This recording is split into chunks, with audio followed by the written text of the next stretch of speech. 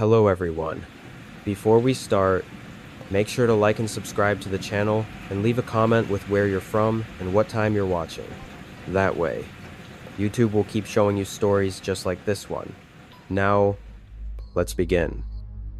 Nora and I left Denver on a Wednesday afternoon in November of 2022, heading south toward Albuquerque, where her sister lived with her husband and 2 kids. We had been married 6 years by then. This Thanksgiving trip had become something of a tradition for us, a chance to escape our routines and spend a few days with family before the chaos of December set in. I had just clocked out from the warehouse where I had worked since finishing school back in 2014. Nora picked me up right at the gate so we could hit the road without wasting any time. She was the planner between the two of us, the one who mapped out rest stops and calculated arrival times down to the minute. And she had a whole system for these drives. Cooler packed with sandwiches and fruit, thermos of black coffee, a playlist of true crime podcasts queued up on her phone. I loved watching her in those moments before a trip. The way she double-checked everything and made little notes in the margins of her printed directions. That afternoon, she was wearing my old college sweatshirt and had her hair pulled back in a messy bun. I remember thinking how lucky I was to have found someone who still made me smile after all those years together. She kissed me on the cheek as I slid into the driver's seat, and told me we would be at her sister's place by sunrise. We crossed into New Mexico around 9 that evening, the landscape growing darker and more sparse with every mile south of Raton. The highway cut through hills and valleys that seemed to swallow the light, and there were stretches where the only thing visible was the white line at the edge of the road, and the faint glow of distant ranch lights. Nora had dozed off somewhere around 10, her head tilted against the passenger window with my jacket rolled up beneath her cheek. I kept the radio on low, some local station playing old country songs, interrupted by static whenever we passed through a dead zone. The temperature outside had dropped into the low 30s, and I could feel the cold seeping through the gaps in the car's old weather stripping. We were driving a Subaru Outback that had belonged to my father before he passed. It had close to 200,000 miles on it, but still ran like a dream. Around 11:30, somewhere on a lonely stretch of I-25 between Raton and Las Vegas, New Mexico, I noticed a pair of headlights in my rearview mirror approaching fast. A dark pickup truck pulled up alongside us, and the driver started honking his horn while gesturing frantically toward the back of our car. I slowed down and rolled my window part way, squinting against the cold wind that rushed into the cabin. The man in the truck was yelling something I could not quite make out, but he kept pointing at our rear tire and making a slashing motion with his hand. Nora stirred awake beside me, blinking in confusion as she tried to understand what was happening. I told her someone was flagging us down, said it looked like we might have a flat or something dragging underneath. She rubbed her eyes and leaned forward to peer out the windshield at the truck that had now pulled ahead of us. The driver had his hazards on and was slowing to a stop on the wide shoulder about 50 yards up the road. I remember hesitating for just a second, something in my gut telling me to keep driving. But the logical part of my brain took over. If we really did have a flat tire, driving on it would destroy the rim and leave us stranded in an even worse spot. I pulled off behind the truck, our headlights illuminating the back of a mud-splattered Dodge Ram with New Mexico plates. The man stepped out and walked toward us. I could see now that he was tall, maybe 6'3" or 4", wearing a denim jacket and a baseball cap pulled low over his face. I told Nora to stay in the car and keep the doors locked while I checked things out. She nodded, still half asleep, and I stepped out into the freezing night air with my phone flashlight ready. The man met me halfway between our vehicles. Up close, I could see he was somewhere in his 40s, with a thick neck and hands that looked like they had spent decades doing hard labor. He had a friendly enough smile, the kind that crinkled the corners of his eyes. He told me he had been driving behind us for a few miles and noticed sparks coming from our back left tire. I thanked him and walked around to check, crouching down to get a better look. The tire seemed fine to me, fully inflated, no visible damage. No loose hubcap or anything that would cause sparks. I stood up and turned to tell him it looked okay, and that is when I saw he had moved much closer than before. He was standing maybe 3 feet away now, his smile gone, replaced by an expression I still cannot describe properly. It was blank, completely empty, like a mask someone had forgotten to put features on. I asked him if he saw which tire it was, trying to keep my voice steady, and he just tilted his head slightly to one side without answering. The next few seconds happened so fast that my memory has broken them into fragments, like photographs shuffled out of order.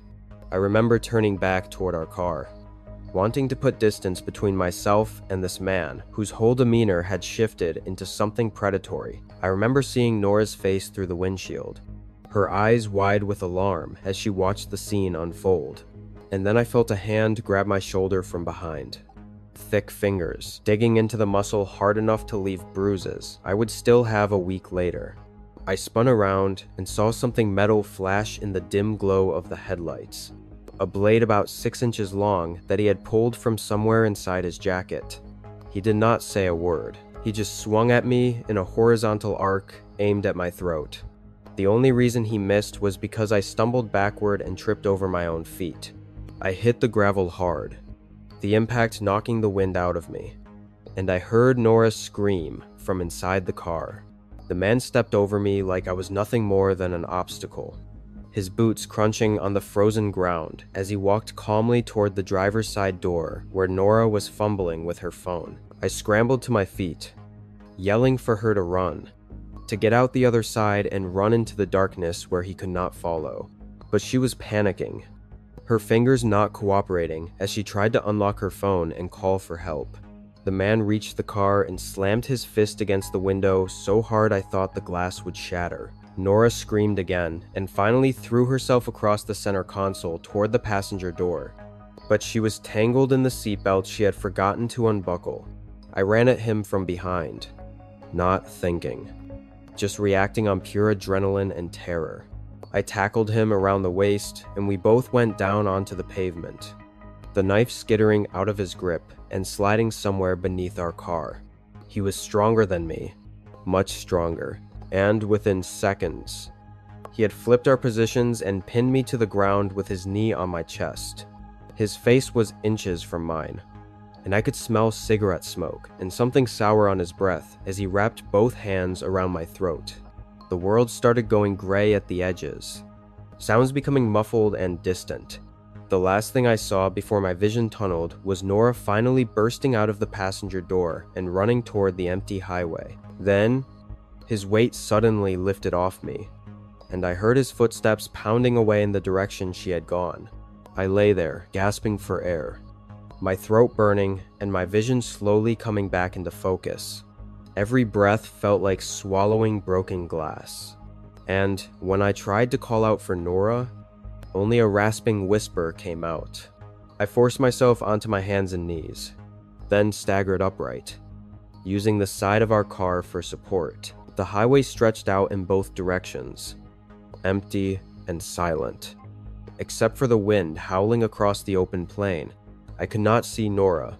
I could not see the man.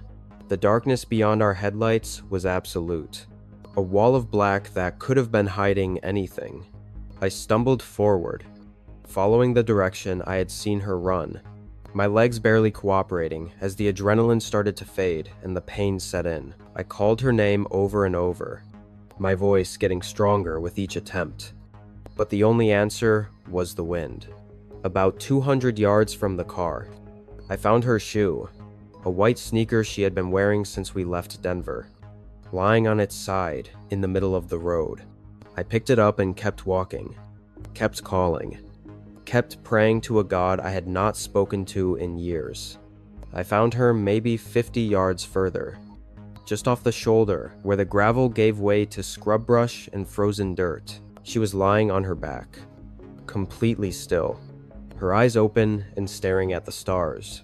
The front of her sweatshirt, my old college sweatshirt, was dark and wet in a way that I understood immediately but refused to accept. I dropped to my knees beside her and grabbed her hand. It was still warm, still felt like her, but there was no pulse beneath my fingers. I kept saying her name, kept telling her to wake up, kept promising that help was coming and everything would be okay, but she did not blink. She did not breathe. The wound across her throat was deep, almost surgical in its precision, and the blood had already stopped flowing because there was none left to flow. I do not know how long I knelt there, holding her hand in the freezing dark. It could have been 5 minutes or an hour. Time had stopped meaning anything at all.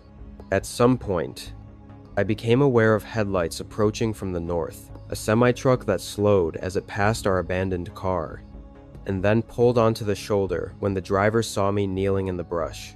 He was a heavyset man in his 60s named Hank, and he called 911 while wrapping his own jacket around my shoulders because I had started shaking so violently I could barely speak. The police arrived first. 2 state troopers in separate vehicles with their lights painting the desert in alternating flashes of red and blue. Then came the ambulance. Then more police. Then a detective in an unmarked sedan who introduced himself as Sergeant Philip Reeves. I told them everything I could remember, my voice hollow and mechanical as I described the truck. The man, the fake warning about our tire. They took photographs of the bruises on my throat, the scrapes on my palms from hitting the gravel, the shoe I was still clutching in my hands like some kind of talisman. Someone draped a thermal blanket over me and guided me to the back of an ambulance where a paramedic checked my vitals and shined a light in my eyes. I watched from there as they set up a perimeter around Nora's body, as they photographed the scene from every angle, as they eventually covered her with a white sheet that seemed to glow against the dark ground. I kept expecting to wake up, kept waiting for the nightmare to end and find myself back in our apartment with Nora beside me, complaining that I had stolen all the blankets again. But the cold was too real, the pain in my throat too sharp. The image of her empty eyes burned too permanently into my memory. The investigation moved faster than I expected, though the days and weeks that followed are mostly a blur of police stations and funeral arrangements and phone calls I do not remember making. The pickup truck was found abandoned 2 days later at a rest stop near Santa Fe, wiped clean of fingerprints, but not clean enough to erase everything. Forensic technicians pulled DNA from a cigarette butt in the ashtray and a partial fingerprint from the rearview mirror that the killer had missed. They matched both to a man named Boyd Driscoll, 44 years old, with a record of assault charges in 3 different states and a warrant out of Texas for a similar attack on a couple near Amarillo 2 years earlier. That couple had survived barely because another driver happened to pull over before Driscoll could finish what he started. The FBI joined the case when they connected him to at least 2 other highway attacks across the Southwest, a pattern of violence targeting travelers on isolated stretches of road late at night. They found him 17 days after Nora died, hiding in a trailer park outside of Flagstaff, Arizona, living under a fake name and working cash jobs at a nearby ranch. He did not resist when they came for him. According to the agents who made the arrest, he smiled when they read him his rights, like the whole thing was some kind of game he had finally gotten tired of playing. The trial took place in Albuquerque the following spring, and I sat in that courtroom every single day for 3 weeks straight. Nora's sister sat beside me, her hand gripping mine so tight it left marks, and together we listened as prosecutors laid out the evidence piece by piece. The DNA, the fingerprints, the testimony from the couple in Texas who identified Driscoll as the man who had attacked them on a lonely highway outside of Amarillo. I had to testify too. Had to sit on that stand and describe every detail of the worst night of my life, while Driscoll watched me from the defense table with that same blank expression I remembered from the road. His lawyer tried to argue that the evidence was circumstantial, that someone else could have been driving that truck, but the jury saw through it. They deliberated for less than 4 hours before coming back with a guilty verdict on all counts, including first-degree murder. The judge sentenced him to life without the possibility of parole, and when they led him out of the courtroom in handcuffs, he turned and looked directly at me. He did not say anything, did not smile, just stared for a long moment before the bailiffs pushed him through the door. I have seen that look in my dreams more times than I can count.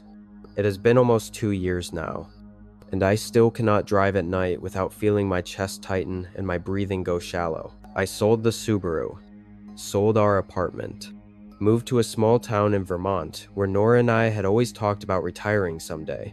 Her sister checks in on me every few days, sends me photos of her kids who are growing up so fast, reminds me that Nora would want me to keep living even when living feels impossible. I go to therapy twice a week and take medication that helps me sleep without dreaming. Some days are better than others. Some days I can almost convince myself that I am healing, that the weight on my chest is getting lighter, that eventually I will be able to remember Nora without seeing her lying in that frozen dirt with her eyes full of stars. But then I will hear a car horn honk unexpectedly, or see a dark pickup truck in a parking lot, or notice someone walking a little too close behind me.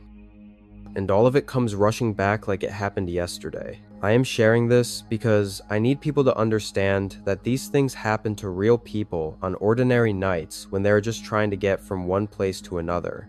If someone flags you down on an empty road, do not stop. Keep driving. Call 911 and let them check it out. Because the 5 minutes you save by being a good Samaritan might cost you everything you have ever loved. Corey swore he could drive through anything, and we were all dumb enough to believe him. March 2023. Spring break. And our little group had been on the road for almost 9 hours. Me riding shotgun. Corey behind the wheel of his dad's old Suburban. His girlfriend Megan in the middle row. And Dante and Laya crammed in the back with all our bags. We had graduated together the year before, class of 2022, and this Austin trip was supposed to be our big farewell before adult life pulled us apart.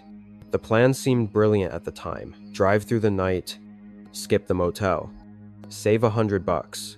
The weather had started getting ugly somewhere past the Texas-Oklahoma border, but Corey just turned up the radio, and Dante cracked open a bottle of whiskey he had smuggled from his older brother's cabinet. I took a drink when it came my way, felt the burn go down my throat, and laughed at something stupid.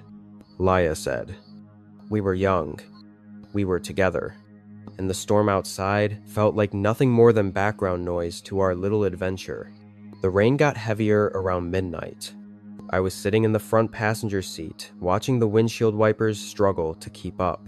The road we were on, some state highway I cannot even remember the number of now, was pitch black except for our headlights. No street lamps. No other cars. Just endless darkness on both sides. Corey had been driving for almost 5 hours at that point, and I noticed his eyes were getting heavy. He kept rubbing his face and rolling down the window to let the cold air hit him.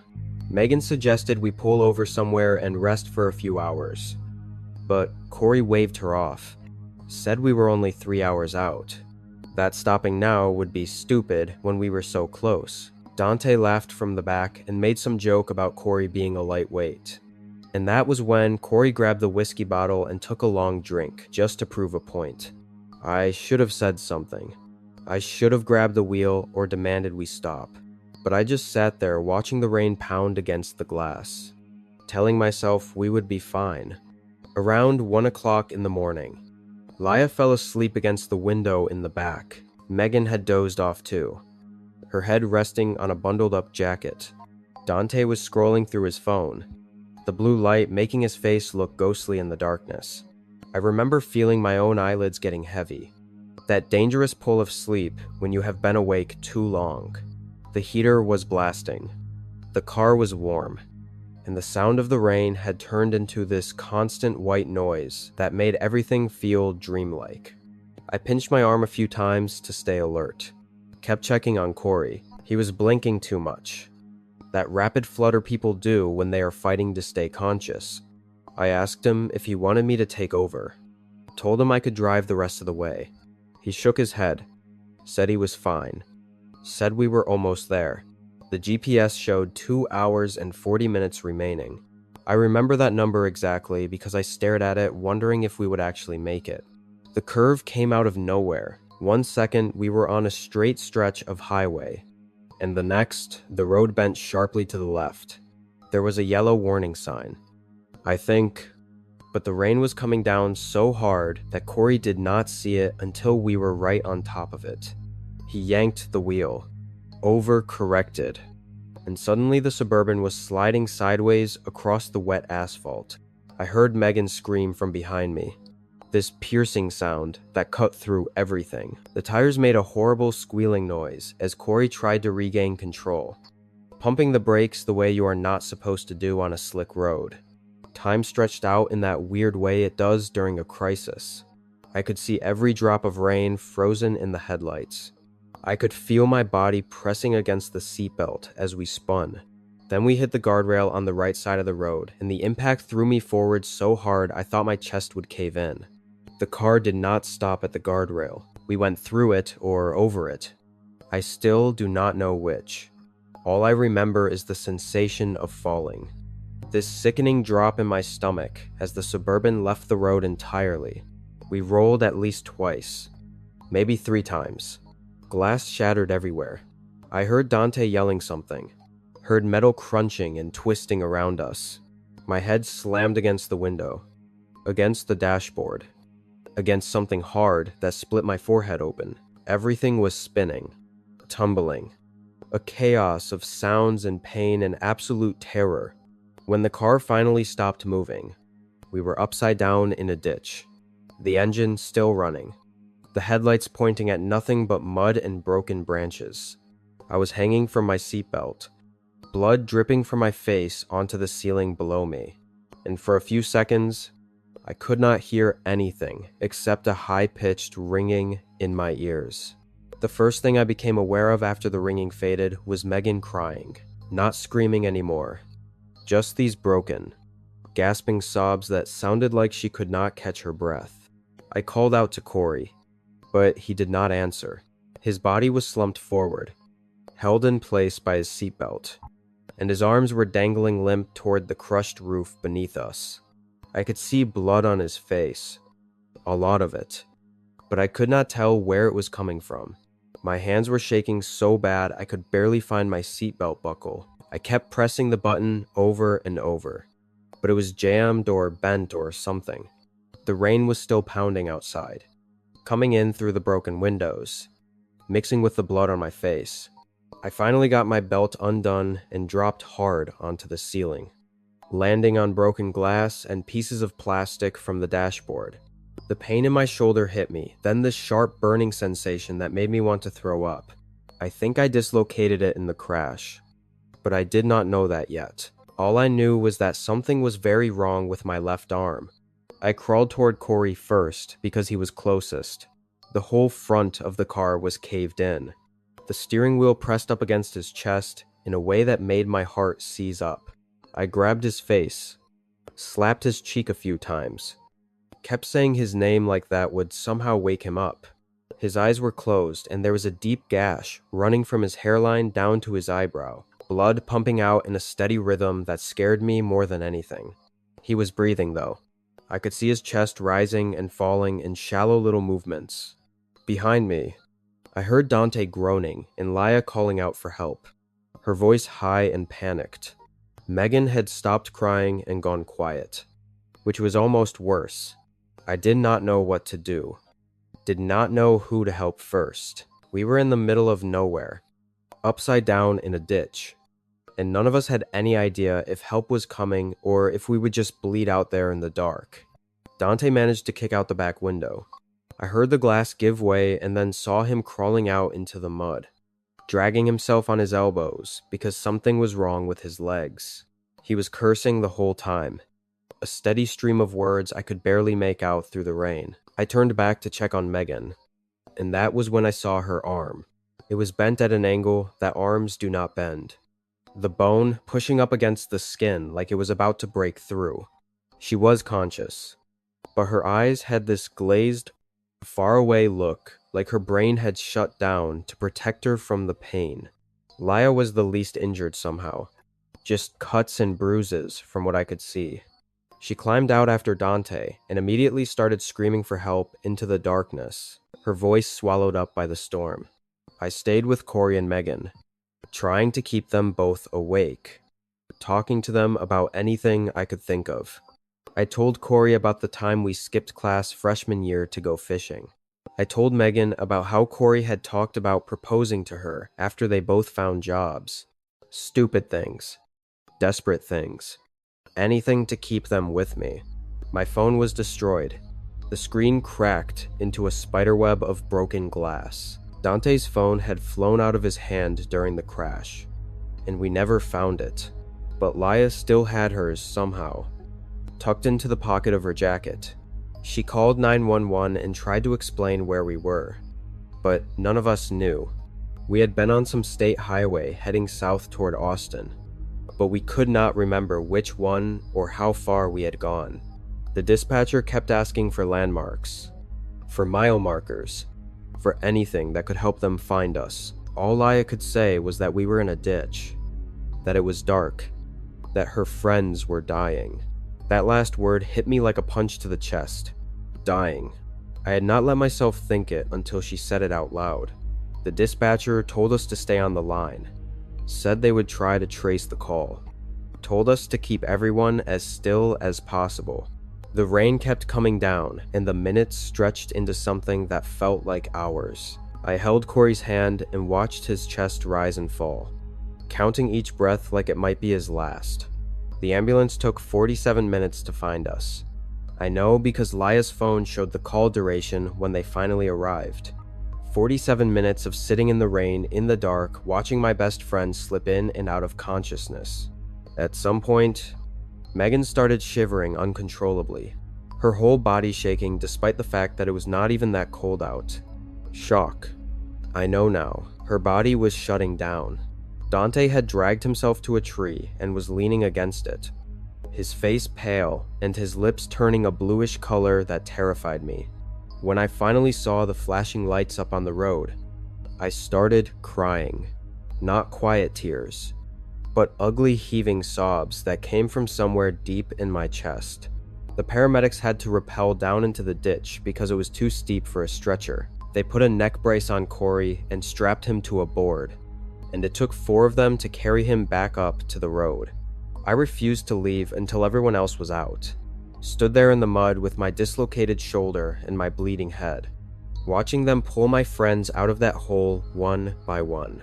The hospital is a blur of fluorescent lights and antiseptic smell, and people asking me questions I could not answer. They popped my shoulder back into place without warning, and I screamed so loud a nurse came running from down the hall. 13 stitches in my forehead. A concussion. 2 cracked ribs I did not even know I had. But I was the lucky one. Dante had shattered both his kneecaps and needed surgery that same night.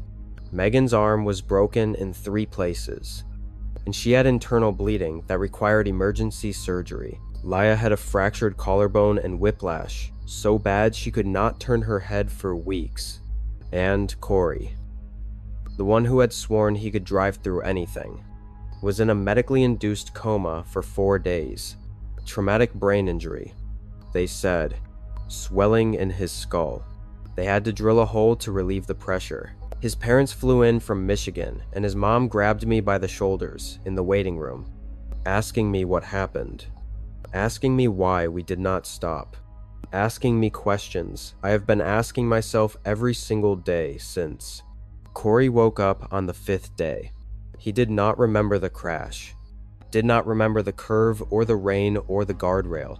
The last thing he recalled was passing the Texas border and Dante handing him the whiskey bottle. The doctor said that was normal, that the brain protects itself by erasing trauma.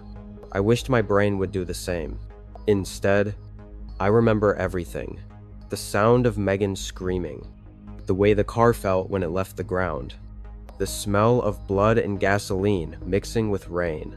Corey spent 3 weeks in the hospital, and another 2 months in physical therapy, relearning how to walk in a straight line. Dante still walks with a limp, and probably always will. Megan never got full range of motion back in her arm. She and Corey broke up about 6 months after the accident. Not because of any fight, but because every time she looked at him, she saw that night. That is what she told Laya. Anyway, some things just break in ways that cannot be fixed. It has been almost 2 years now, and I still cannot drive at night. The moment the sun goes down and I am behind a wheel, my chest gets tight and my vision starts to tunnel. And I have to pull over before I have a full panic attack. I take medication for it. See a therapist every other week. Do all the things you are supposed to do. But some nights I still wake up at exactly 1:47 in the morning, the time the crash happened according to the police report, and I am back in that ditch hanging upside down, blood in my eyes, Corey not answering when I call his name. The 5 of us do not really talk anymore, not because anyone is angry, but because being together means remembering. Means looking at Dante's limp, or Megan's stiff arm, or the scar on my forehead and reliving the worst night of our lives. We saved $100 by not stopping at that motel. We saved $100 and it cost us everything else. I tell this story now because I need someone to understand that it can happen to you. One bad decision. One moment of thinking you are invincible. And suddenly you are upside down in the dark, wondering if you are going to die. Pull over. Get the motel. It is not worth it. Nothing is worth it. Around 2 in the morning, my buddy Grant and I were about 6 hours into what was supposed to be a 12-hour drive from Denver to Kansas City.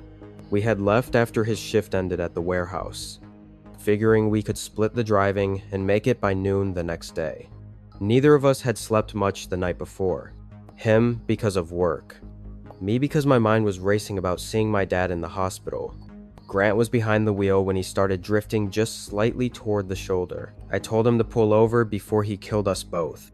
We had passed the last real rest stop maybe 40 miles back, but there was this little turnoff coming up on the right side of the highway.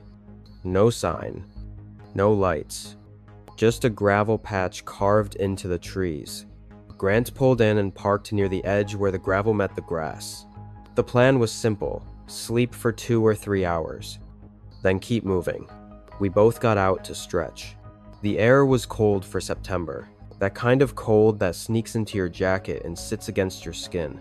Grant walked toward the tree line to take a leak while I paced around the car, trying to shake off the stiffness in my legs from sitting for so long.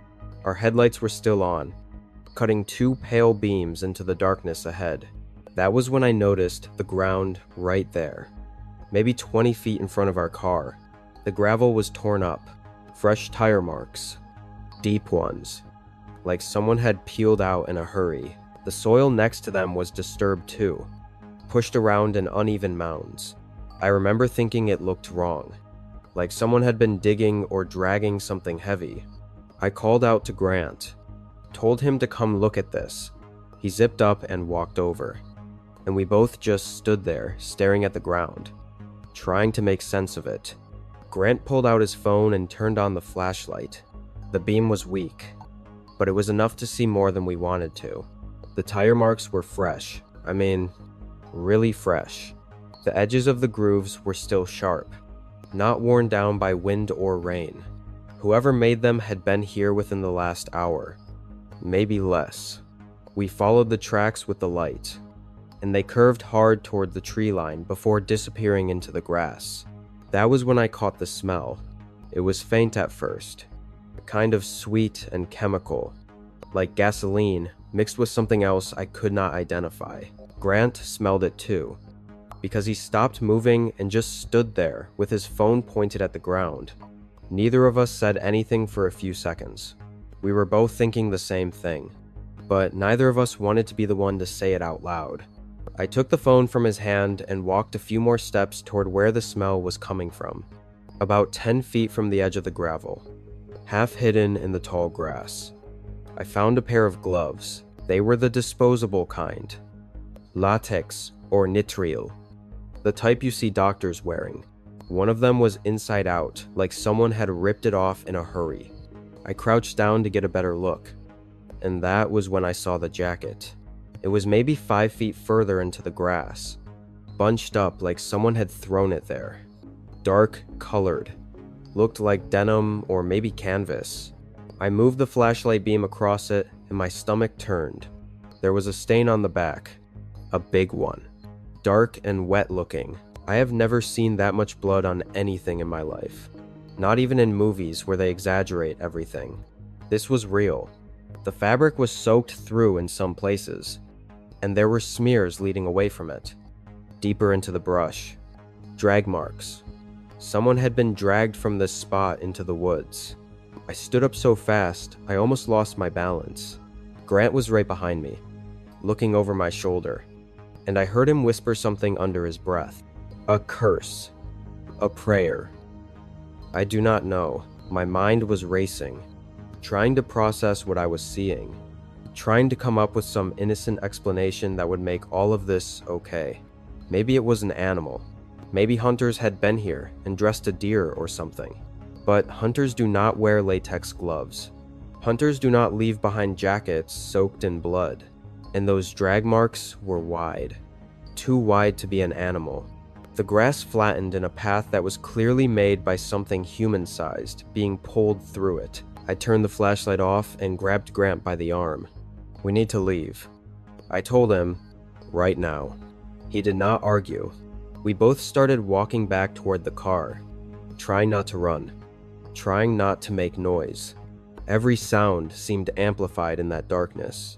Our footsteps on the gravel, our breathing, the rustle of wind through the trees. I kept expecting to hear something else. Footsteps that were not ours. A voice. Something. We were maybe 15 feet from the car when Grant stopped walking. He grabbed my shoulder and squeezed hard. Not saying anything. Just pointing. I followed his finger toward the tree line on the opposite side of the rest area. The side we had not explored. There was a light. Faint. Yellowish. Barely visible through the branches. It looked like a flashlight beam. But it was not moving. Just sitting there, pointed in our direction. I could not tell how far away it was. 50 feet. Maybe 100. The trees made it impossible to judge distance. We stood there frozen, staring at that light, waiting to see if it would move. It did not. But then it turned off. 1 second it was there. The next, it was gone. And the darkness that replaced it felt heavier somehow. Grant and I looked at each other. I could see the fear on his face, even in the dim glow from our headlights. Without a word, we both broke into a run toward the car. I got to the passenger side and yanked the door open while Grant fumbled with his keys. My hands were trembling so bad I could barely get my seatbelt on. Grant dropped the keys once, picked them up, dropped them again. I wanted to scream at him to hurry, but I could not find my voice.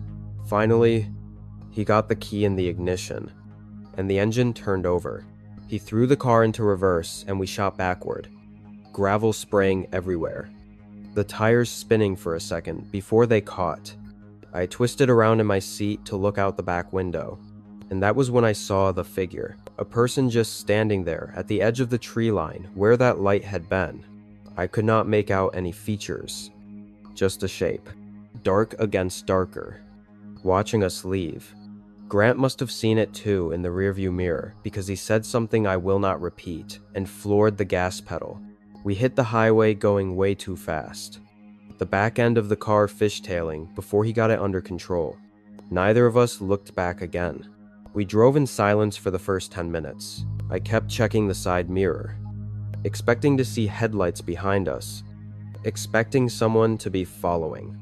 The road was empty. Just us and the dotted yellow line and the black wall of trees on either side.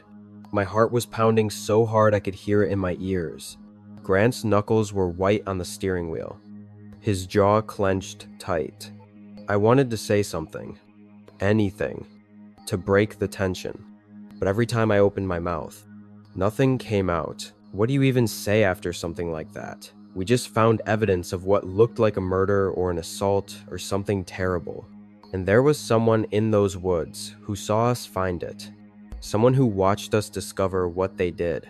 I kept thinking about that light turning off. Whoever was holding it made a choice in that moment. They could have stayed hidden, waited for us to leave, but they wanted us to know they were there. They wanted us to see them watching. About 30 miles down the highway, we found a gas station that was still open. One of those 24-hour places with fluorescent lights buzzing overhead and a bored-looking guy behind the counter. We pulled in and just sat there for a minute. Engine running, neither of us wanting to get out. Grant finally turned to me and asked what we should do. Call the police.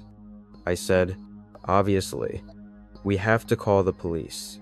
But even as I said it, I felt this knot forming in my gut. What were we going to tell them? We found some gloves and a bloody jacket at an unmarked rest stop somewhere on the highway.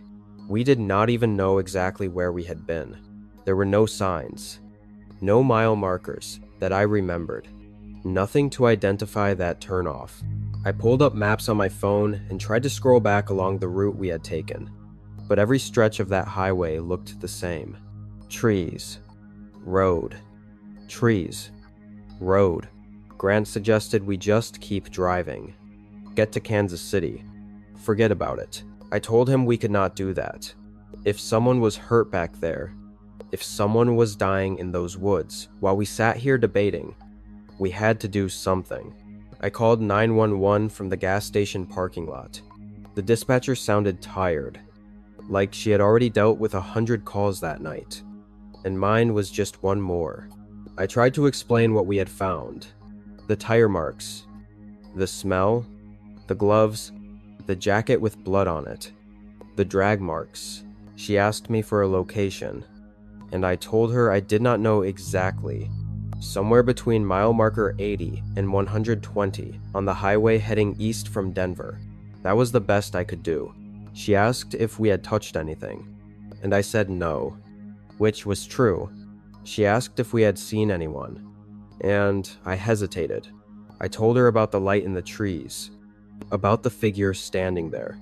When we drove away, there was a pause on the line. She asked me to describe the figure, and I said I could not.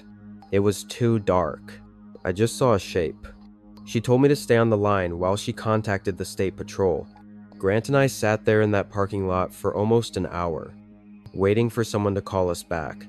When they finally did, it was a trooper who said they were sending units to check the area, but that it might take a while to locate the exact spot. We made it to Kansas City around noon the next day. I spent 3 days at the hospital with my dad, barely sleeping, jumping at every noise. Grant stayed with his cousin in the city, and we texted back and forth, but did not really talk about what happened. It was like we had made some unspoken agreement to pretend it was just a bad dream. On the 4th day, I got a call from a detective with the state patrol. He said they had found the rest area we described.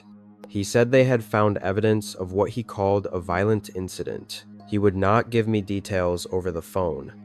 Just asked if I would be willing to come in and give a formal statement when I got back to Denver. I said yes. When I asked him if they found anybody in the woods, he went quiet for a second.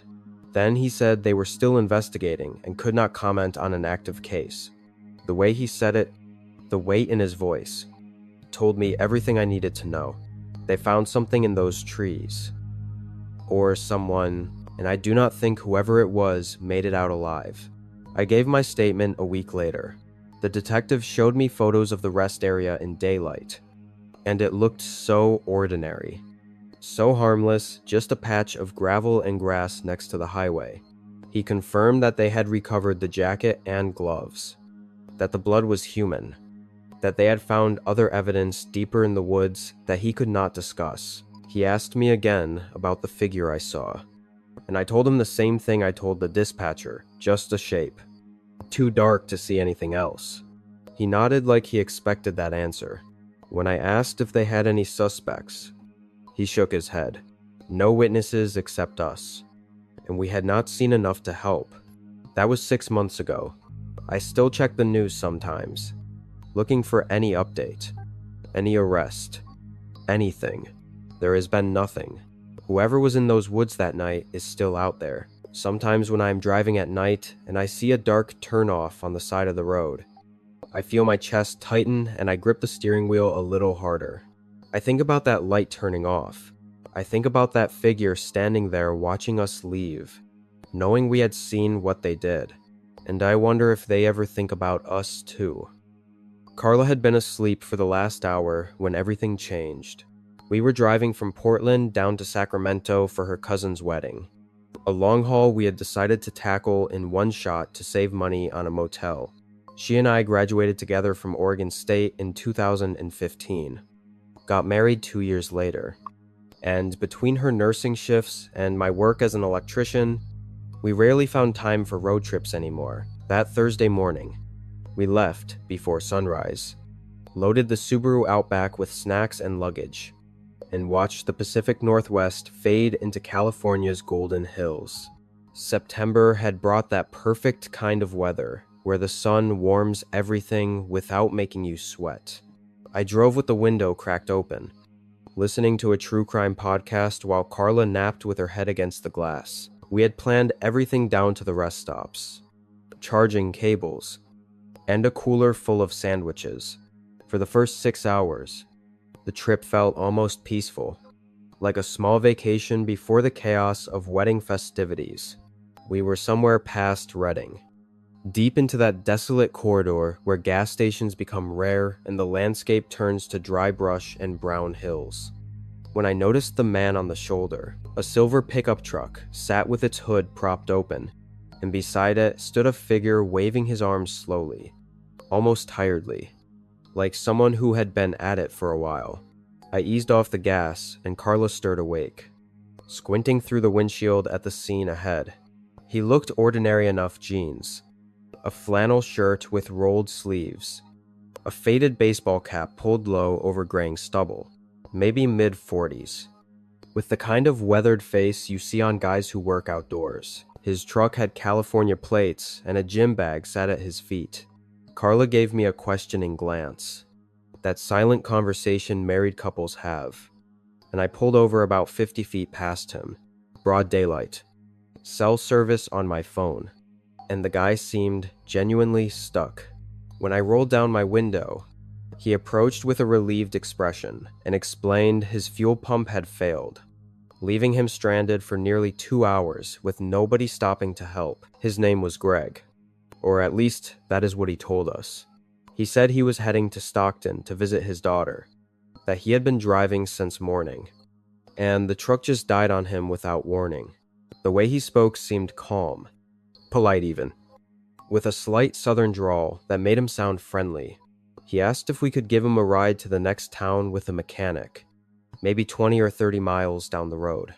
Carla looked at me, and I could see her doing the mental math. Daylight, public highway, 2 of us versus 1 of him. I told Greg to grab his bag and hop in the back seat. He thanked us repeatedly, almost too much, and settled in behind Carla with his gym bag on his lap. As I pulled back onto the interstate, I caught a glimpse of him in the rearview mirror, adjusting his cap and looking out the window.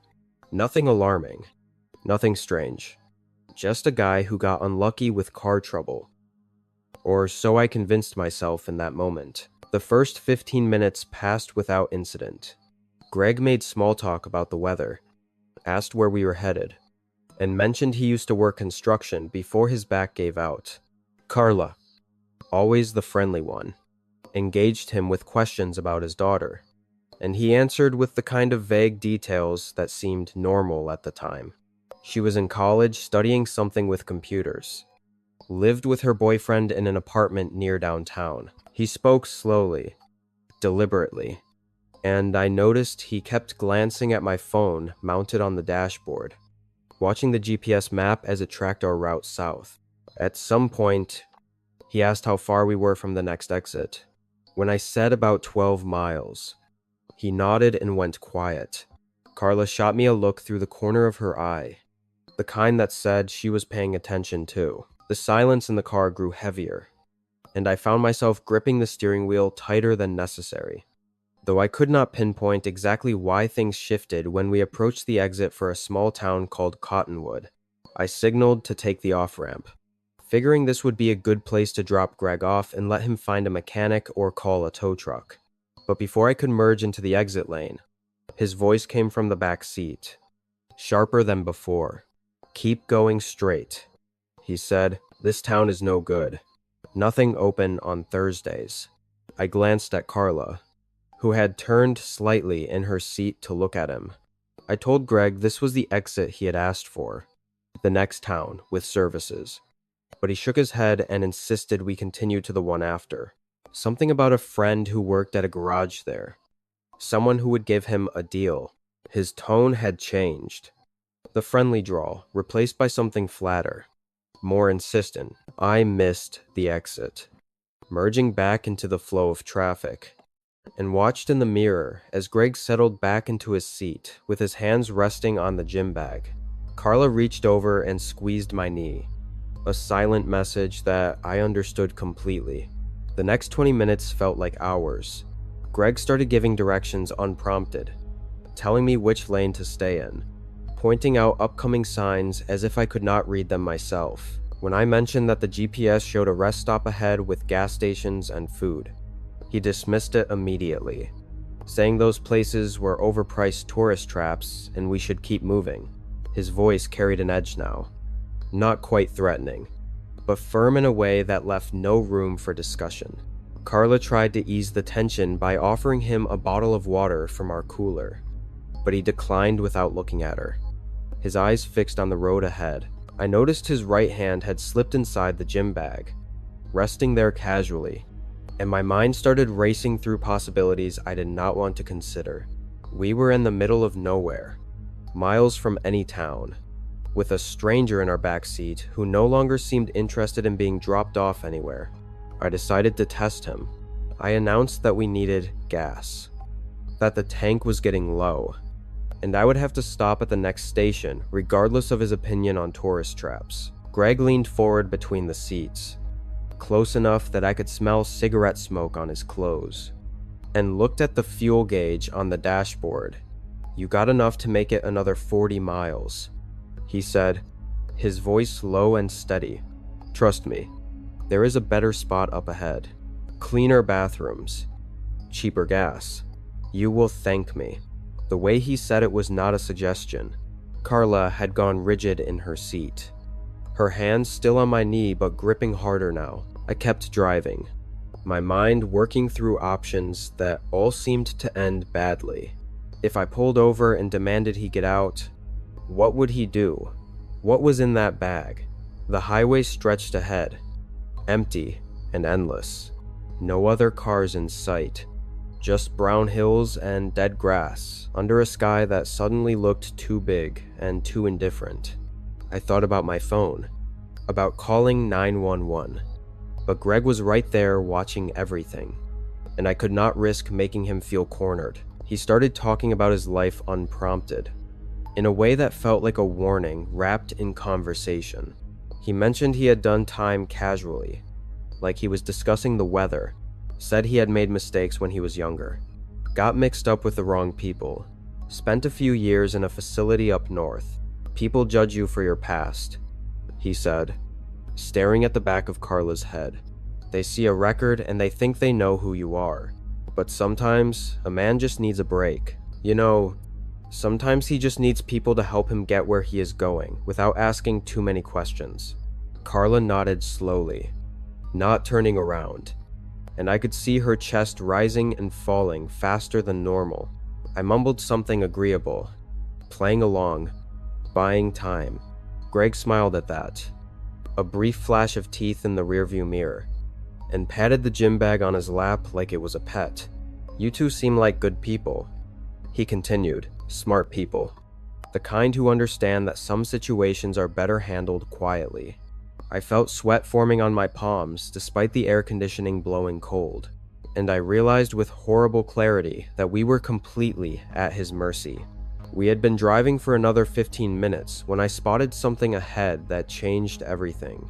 Red and blue lights flickered in the distance. A cluster of patrol cars parked along the shoulder with officers standing outside, setting up what looked like a checkpoint. My heart jumped and I saw Carla sit up straighter, hope flashing across her face for the first time in an hour. But Greg saw it too.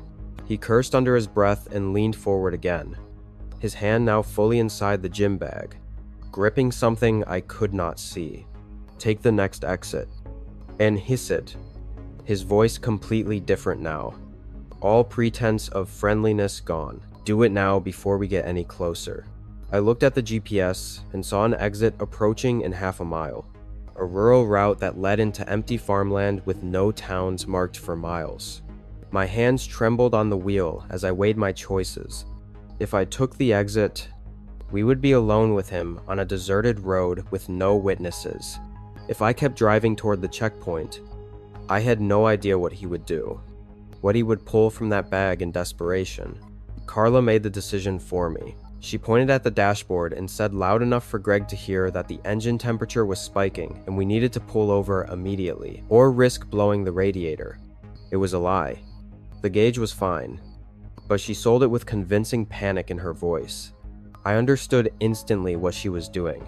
I flicked on the hazard lights and started slowing down, pulling toward the shoulder about a quarter mile before the checkpoint, close enough that the officers could see us, but far enough that Greg might feel he had a chance to run.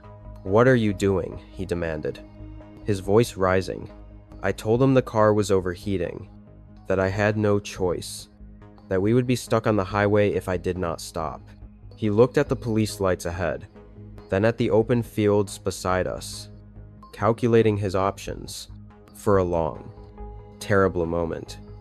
I thought he was going to do something violent. I could feel it in the air. That electricity before a storm breaks. Carla was pressed against her door, ready to jump out the second the car stopped, and I had already decided I would throw myself at him if he made any move toward her. The car rolled to a stop on the gravel shoulder, and for 3 seconds, nobody moved. Greg stared at the police lights, then back at us, then at the open field, stretching toward a line of trees maybe 200 yards away. I kept my hands visible on the steering wheel, trying to look as non-threatening as possible, giving him no reason to escalate. "Stay in the car," he said quietly, almost to himself, and then he grabbed his gym bag and opened the rear door. He did not run at first. He walked quickly but deliberately, heading away from the highway toward the tree line without looking back. Carla grabbed my arm and we both stayed frozen, watching him go, neither of us willing to move until he was far enough away. When he reached the edge of the field, maybe 50 yards out, he finally broke into a jog and disappeared into the brush. I exhaled for what felt like the first time in an hour. Carla was shaking beside me, her face pale, and I pulled her into an awkward hug across the center console. We sat there for a minute, just breathing, just being alive and together and safe. One of the officers from the checkpoint approached our car a few minutes later, a tall woman with a calm demeanor who asked if we were having car trouble.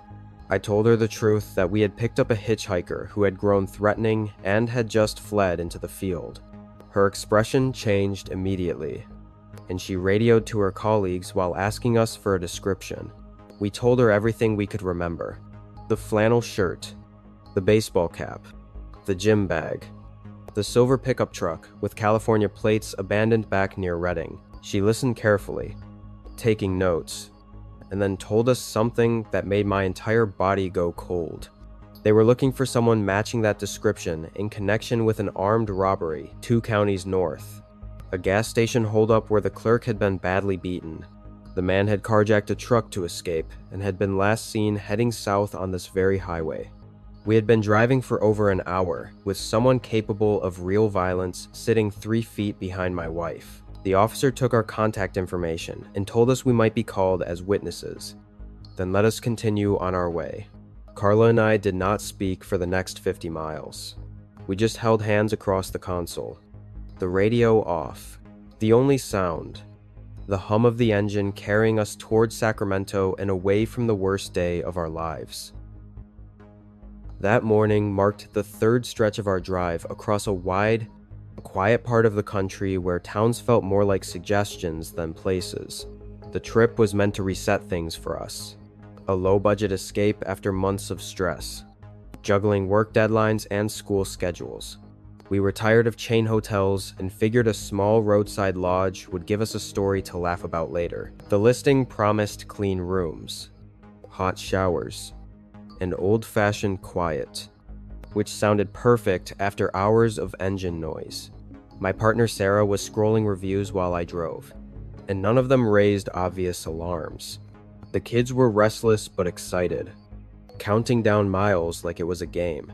When the GPS told us to turn onto a narrow gravel road, I remember thinking how empty everything looked. Fields stretched out on both sides, and the silence pressed in the moment we slowed down. The lodge came into view like something paused in time, sitting back from the road with faded signage and windows dulled by grime. Paint peeled in long strips and weeds pushed through cracks in the parking lot as if no one bothered fighting them anymore. No cars were parked outside, not even near the entrance, which felt strange for mid-afternoon. A single figure stepped out from the office door, a man with a stiff posture and clothes that looked slept in rather than worn. He spoke politely, but did not offer small talk, keeping his answers short, and his eyes drifting past us instead of meeting them. The air smelled faintly of damp wood and something sour I could not place. Inside the office, half the lights were off, and a dusty fan hummed without moving much air. We exchanged a glance, the kind that says, "You are noticing the same thing, but do not want to scare the kids yet." The room itself was functional, but unsettling, like it had been cleaned just enough to pass a glance. The curtains were heavy and blocked most of the daylight, making the space feel smaller than it was.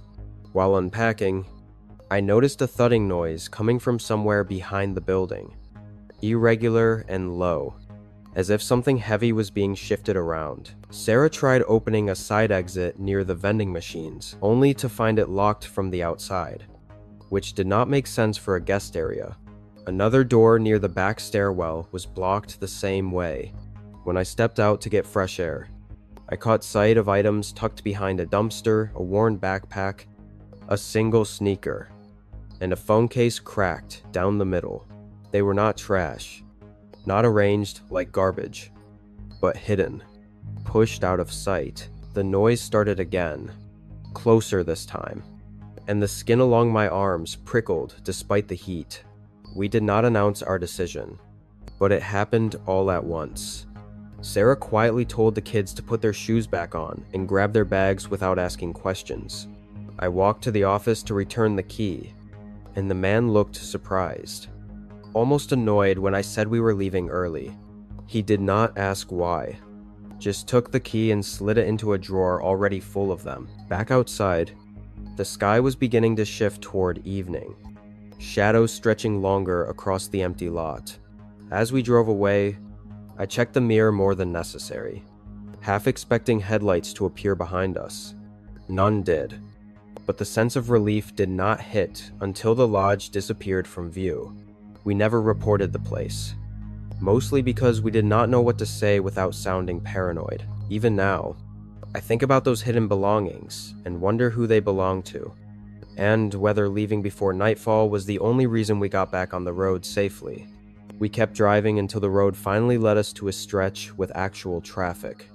The kind where headlights pass often enough to remind you other people exist. No one spoke for a while, not even the kids, which told me more than questions ever could. The radio played softly, some talk show fading in and out as hills interrupted the signal. Every now and then, Sarah would glance at me like she wanted to say something, then stop herself. My thoughts kept circling back to the locked exits, the way they were not jammed or broken, but deliberately secured. That detail stuck with me more than the noise or the empty lot. It suggested planning, not neglect. By the time the sun dipped lower, the tension inside the car felt heavier than the luggage in the trunk. We pulled into a small gas station just before dusk, the kind with buzzing lights and a single cashier behind thick glass. While filling up, I noticed my hands still were not steady, even though we were clearly out in the open. Sarah took the kids inside to use the restroom, and I stayed by the pump, scanning the lot out of habit. A family minivan rolled in, then a pickup truck, and the normalcy of it all felt almost unreal. Inside, Sarah mentioned that one of the kids had asked why the doors at the lodge were locked, and she had brushed it off as an old building issue. The lie sounded thin, even to her own ears. We agreed not to stop anywhere isolated again that day, no matter how tired we got. As night settled in, the image of those items behind the building kept replaying in my head. They were not weathered enough to have been there long, and they did not belong together, which made it worse. I thought about going back earlier, convincing myself we were overreacting, but the idea of returning after dark made my chest tighten. At one point, Sarah suggested calling a non-emergency line just to report the locked exits and the abandoned feel of the place. We talked it through and realized we had no concrete proof of anything, just instincts and fragments. Still, instincts exist for a reason, and ignoring them had never ended well for anyone I knew. We decided that if we saw the lodge listed again during the trip, we would leave a warning review without accusations. Just facts. We reached a busier town late that evening and checked into a chain hotel that smelled like bleach and coffee. The relief was immediate and almost embarrassing, like we had escaped something without knowing exactly what it was. The kids finally relaxed, laughing at the TV while eating snacks from a vending machine that actually worked.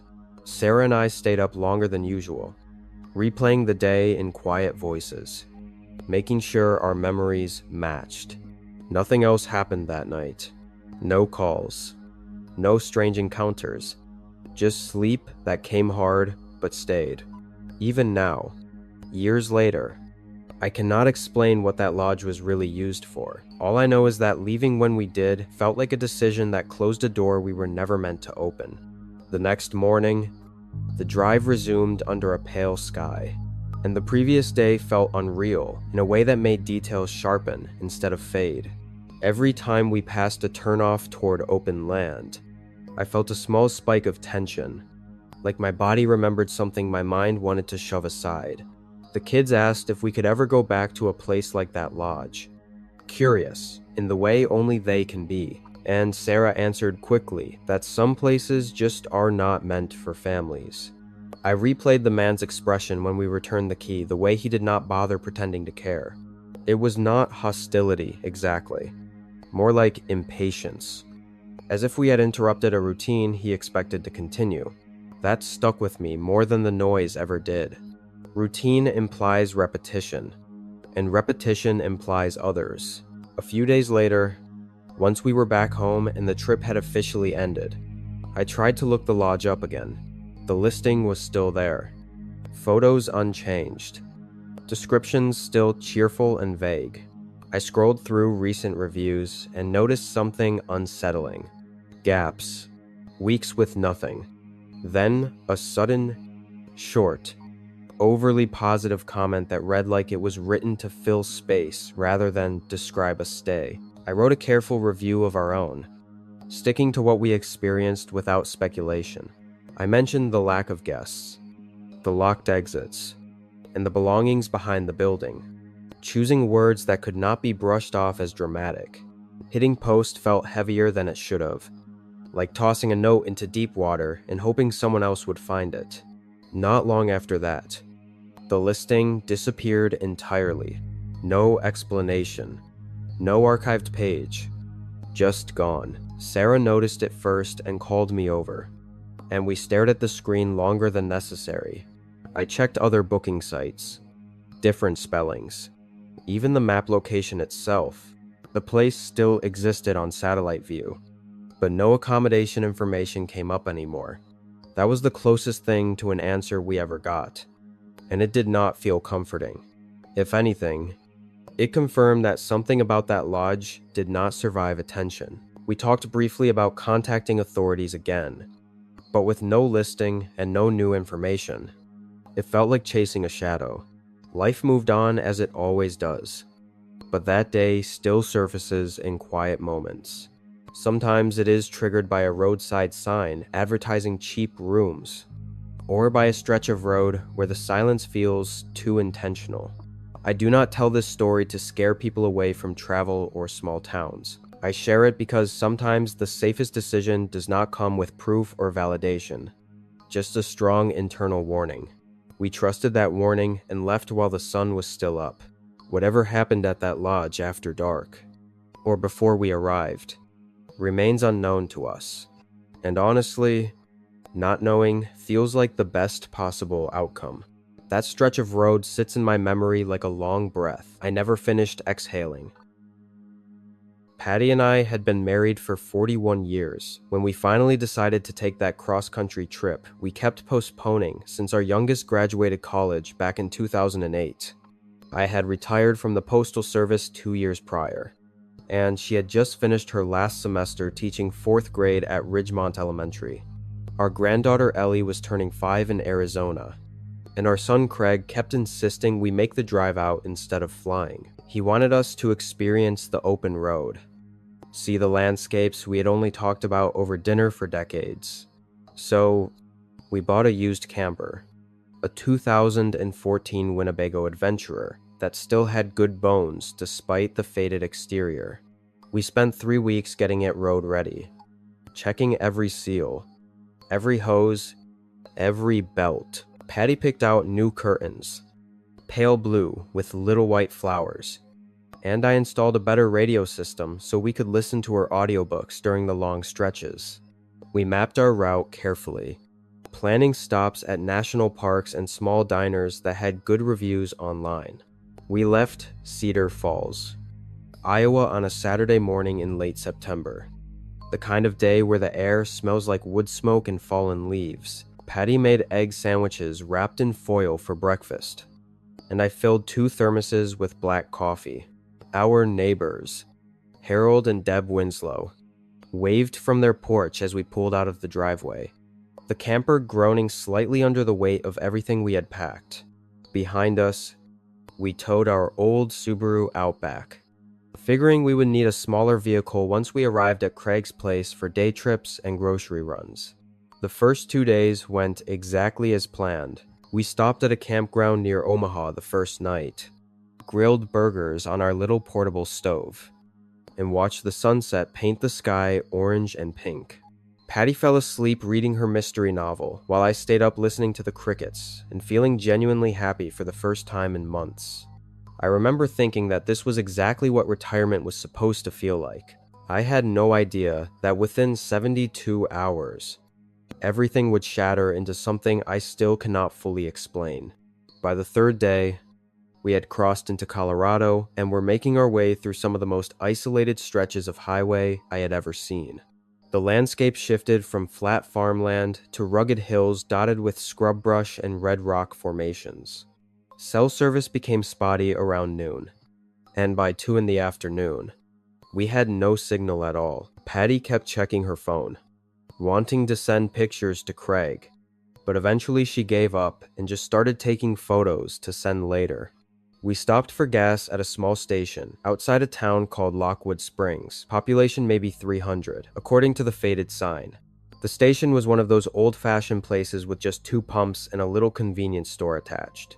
A man came out to help us, which surprised me since I had not seen full-service gas in years. He was tall and wiry, maybe in his 50s, with deep lines carved into his face from sun exposure and a faded denim jacket despite the warmth. His name tag said Roy, and he smiled at us in a way that seemed friendly enough, though his eyes lingered on our camper and the Subaru behind it a little too long. Roy asked where we were headed, and I told him Arizona to see family. He nodded slowly, wiping his hands on a rag that looked like it had never been clean. He mentioned that the route we were taking, Highway 84 through the Canyon Pass, had been having some trouble lately. When I asked what kind of trouble, he just shrugged and said folks had been reporting car problems out there, breakdowns in spots where tow trucks took hours to arrive. He suggested we take the longer route through Millbrook instead, adding maybe 2 hours to our trip, but keeping us on busier roads. Patty and I exchanged a look. We had planned this route specifically because of the scenic views through the canyon, and 2 extra hours meant arriving at Craig's place well after dark. I thanked Roy for the advice, but told him we would stick to our original plan. He did not argue, just handed me my receipt and said to be careful out there. As we pulled away, I saw him in my side mirror, still standing by the pumps, watching us until we disappeared around the bend. Patty mentioned that he seemed nice. Just a little odd, I agreed, though something about the encounter sat uneasy in my chest. A feeling I pushed aside because I did not want to ruin the mood of our trip. Highway 84 wound through the canyon like a gray ribbon draped over ancient bones. The rock walls rose on either side of us, striped with layers of orange and brown and deep purple where the shadows pulled. Patty had her window down, snapping pictures every few minutes, marveling at formations that looked like castles or sleeping giants, depending on how the light hit them. The road was narrow, barely wide enough for 2 vehicles to pass, and I found myself gripping the steering wheel tighter than usual as we navigated the curves. We had not seen another car in over an hour. The camper handled well enough, but towing the Subaru made everything feel heavier, more sluggish. Around 4 in the afternoon, I noticed a white pickup truck appear in my rearview mirror. It stayed far back at first, just a speck against the canyon walls. But over the next 20 minutes, it gradually closed the distance until it was maybe 50 yards behind us. I could not see the driver clearly through the glare on their windshield, just a dark shape behind the wheel. Patty noticed me checking the mirror and turned around to look. She said it was probably just someone else heading through the canyon. Nothing to worry about. I nodded, but I kept watching. The pickup stayed behind us for another 30 minutes, never passing even when the road widened enough to allow it. When I slowed down, it slowed down. When I sped up slightly, it matched my pace exactly. Patty stopped taking pictures and started watching the truck too, her earlier cheerfulness fading into something more guarded. I suggested we pull over at the next scenic overlook and let them pass just to ease my mind. She agreed quietly. About 10 minutes later, we reached a small gravel pullout with a wooden sign marking it as Canyon Ridge Viewpoint. I eased the camper off the road and came to a stop, expecting the white pickup to cruise past us and disappear around the next bend. Instead, it slowed down as it approached, almost to a crawl, and I got my first clear look at the driver. He was a younger man, maybe mid-30s, with a shaved head and a thick beard that covered most of his face. He wore dark sunglasses, even though the sun was already dipping behind the canyon walls.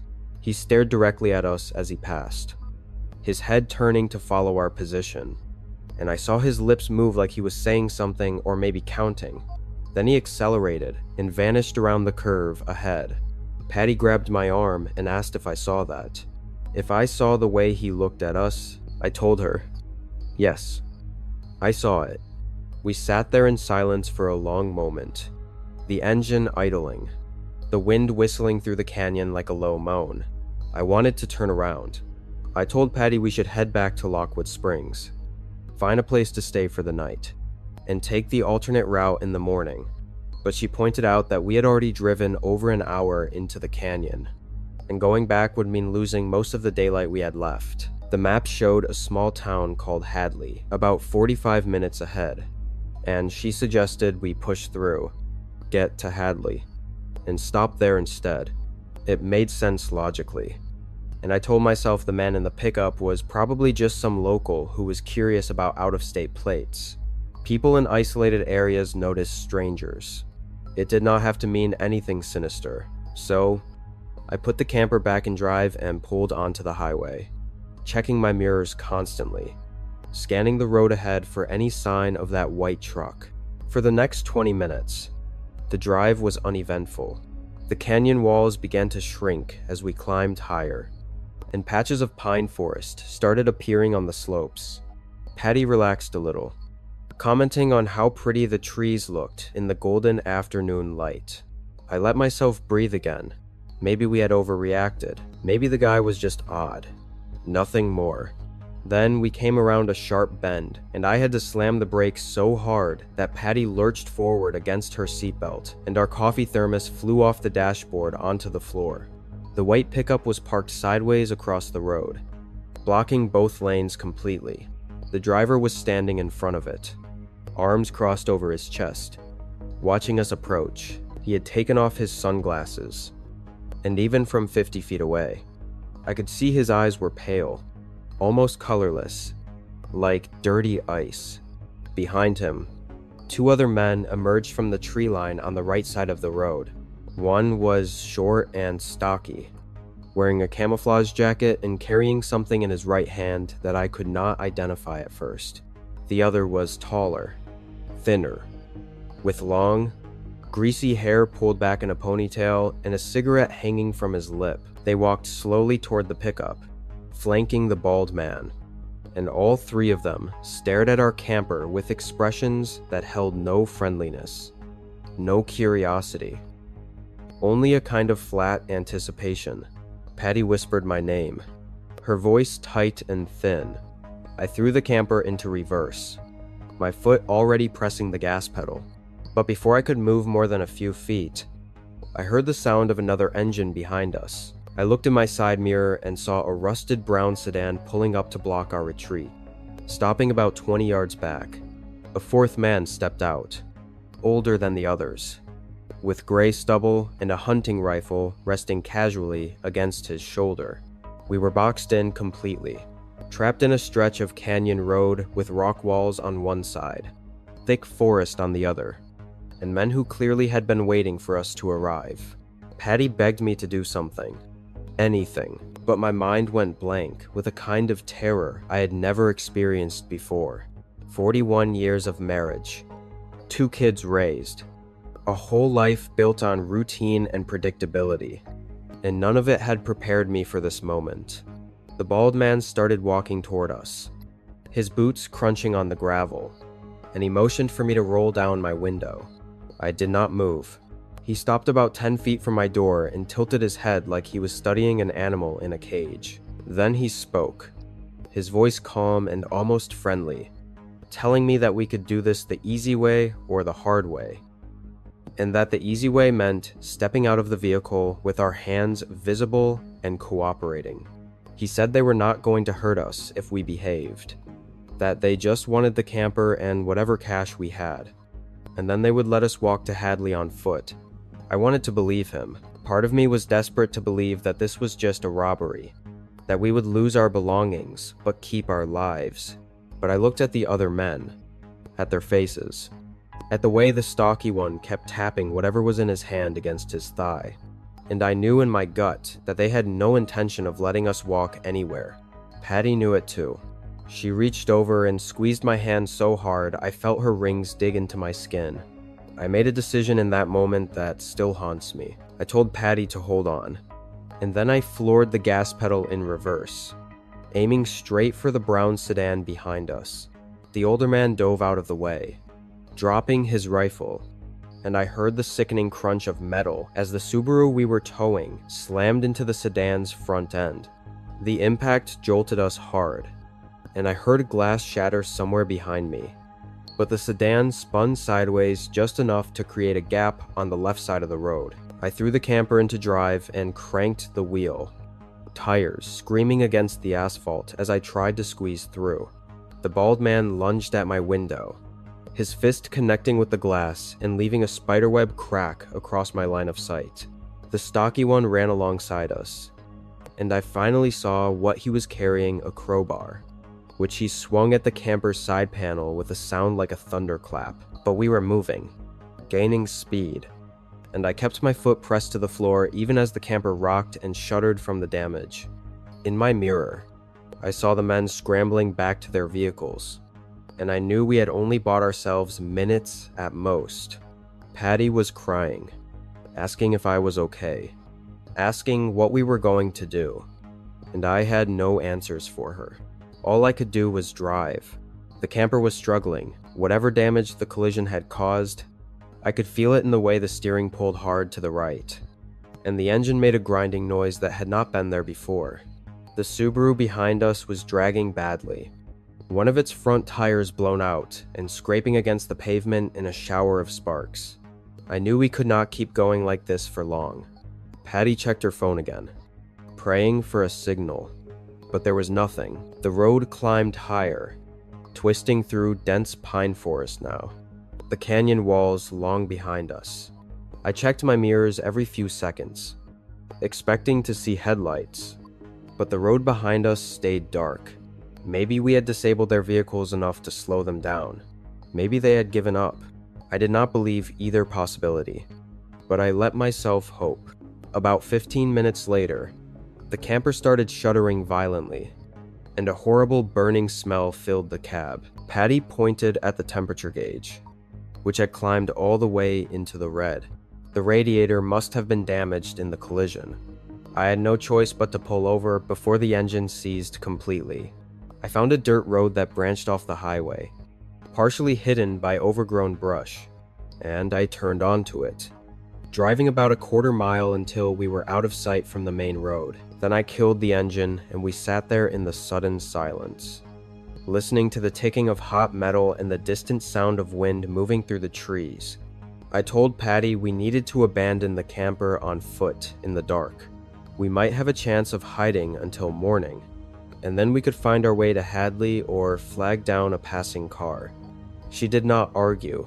We grabbed what we could carry quickly: water bottles, a flashlight, her phone even though it was useless, my wallet with our cash and cards. I thought about the Subaru, but one look at its mangled front end told me it was not going anywhere. As we climbed out of the camper, the forest around us felt enormous and alive, every rustle of leaves making my heart pound. We started walking deeper into the woods, away from the dirt road, trying to move quietly through the underbrush. Patty held my hand so tight I could feel her pulse racing against my palm. We walked for maybe 20 minutes, stumbling over roots and rocks in the fading light until we found a small ravine with a rocky overhang that offered some concealment. We crawled underneath and pressed ourselves against the cold stone, barely breathing, waiting. The darkness came fast, swallowing the forest in shades of black and gray. And then, from somewhere back toward the highway, I heard the sound of engines, more than one. They had found us, or at least found where we had turned off. Patty buried her face against my shoulder to muffle any sound, and I wrapped my arms around her, feeling her whole body tremble. Headlights flickered through the trees in the distance, sweeping back and forth like searchlights, and I heard men's voices calling out to each other, though I could not make out the words. We stayed under that overhang for hours. I do not know exactly how long because time stopped making sense in the darkness. At some point, the voices faded and the headlights disappeared, but neither of us dared to move. Patty fell into a kind of fitful half-sleep against my chest, whimpering softly every few minutes, and I stayed awake, watching the shadows for any sign of movement. My legs cramped.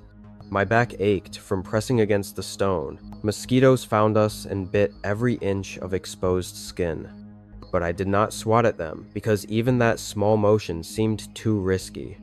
Around what I guessed was 3 or 4 in the morning, I saw an orange glow rising above the tree line in the direction where we had left the camper. It flickered and grew brighter, and soon I could smell smoke drifting through the forest. They were burning it, destroying any evidence of what they had tried to do, or maybe just taking out their anger on our belongings since they could not find us. I held Patty tighter and watched the glow pulse against the sky until it finally began to fade with the first gray light of dawn. When the sun came up enough to see clearly, we crawled out from our hiding spot. Stiff and exhausted and covered in dirt and bug bites, we started walking east toward where I thought the highway should be, moving slowly and stopping every few minutes to listen for any sounds of pursuit. It took us almost 4 hours to reach a paved road, and another hour of walking along its shoulder before a truck driver spotted us and pulled over.